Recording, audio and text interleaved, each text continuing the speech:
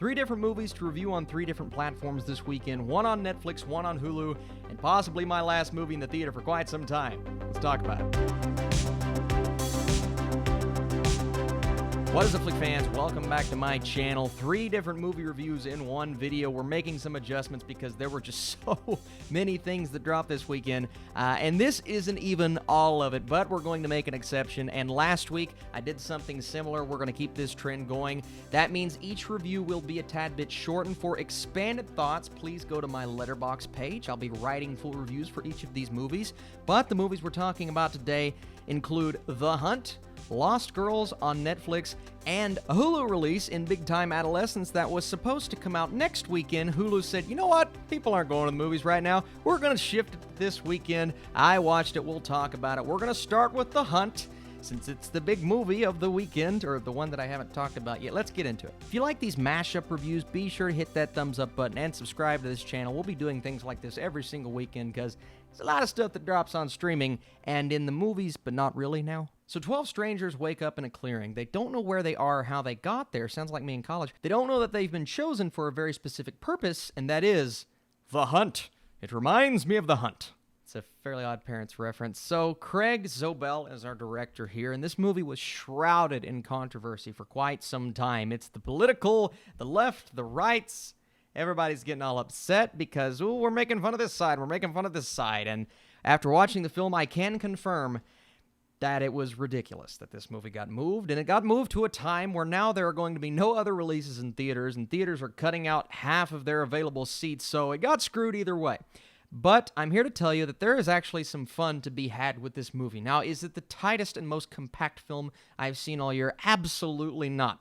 And there are definite issues within here, and definite moments where they're going a bit overboard with the fact that this is a clear satire.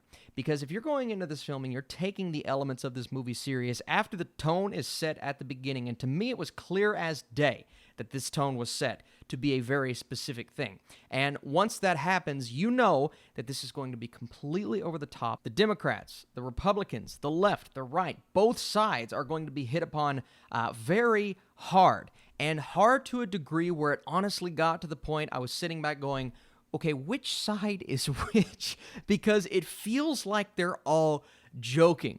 And that overboard humor, the satire that does make me laugh very often in this movie. And there were clear moments that hit me very hard. And I can sit back and laugh. When you're making fun of everyone, if you're not just clearly targeting one specific group of people, and even then I will laugh occasionally, but if you're targeting everyone like this movie does, I accept it. I'm okay with it. There were times where they were making fun of things that I believe in, and I said, it's comedy. And I love how this movie begins as well, because you start out having an idea on who the main characters are going to be because you've seen the trailer, but you start out with some significant characters that are just wiped away very quickly. This movie does not care. It does not care to get you invested in a character, whether it's 30 seconds, 5 minutes, 20 minutes. It will not care to, boom, take them out as fast as it possibly can, and I like that. I like the guts that this film had. I like the fact that it was willing to take a risk in the narrative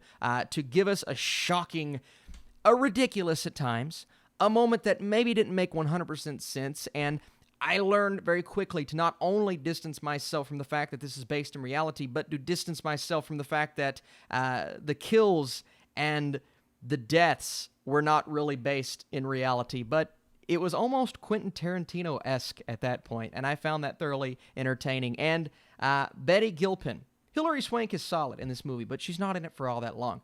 Betty Gilpin. Oh my goodness. If the Oscars were tomorrow, even if the Oscars are at their normal time, at this rate, she's going to be one of the only ones anyway, but she steals this entire movie. She is so good. Now, at the end of the day, did I want more from the story? Yes. Did I want more from the narrative? Absolutely. Did I want a more concrete film? Sure.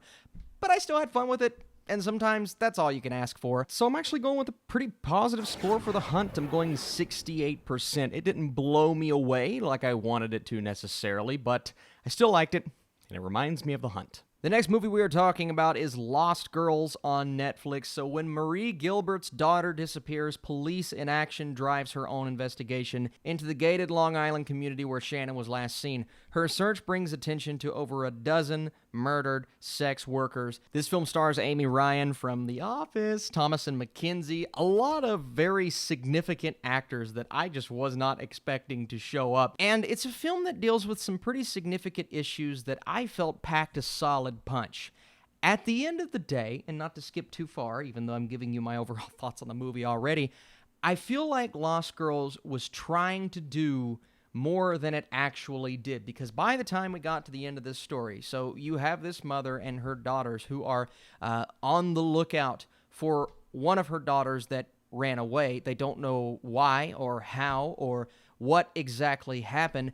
And the police, while at first it seems like they're attempting, the more you uncover from the story, the more you see that they're just not doing the work that they need to be doing to protect this girl's well-being, or protect the mother's well-being. And she is determined to do everything she possibly can, even though at the end of the day, maybe all of it wasn't her fault. Really, nothing about these kinds of situations are the fault of those who have no impact or play no part in what actually happens to people that this happens to all the time, guys. And I believe this is based on a true story. Unfortunately, the story just doesn't give you any sort of resolve or payoff that feels like it capitalized on the long, almost trudging through the story build-up that will work for a lot of people because the acting is spectacular. Thomasin McKenzie, there's one moment in particular with her mother that was just phenomenal, and everyone is giving their all in this movie. Absolutely everyone, even the Allstate guy, right? He's in this film, and he's really good. He popped up, I'm like, oh, come on, man. But I feel like there were moments where they could have balanced things out a bit more. I feel like there were moments where we could have showcased the mother-daughter relationship more so than we did. They do include those scenes that hit you emotionally, but the majority of the film is just the search.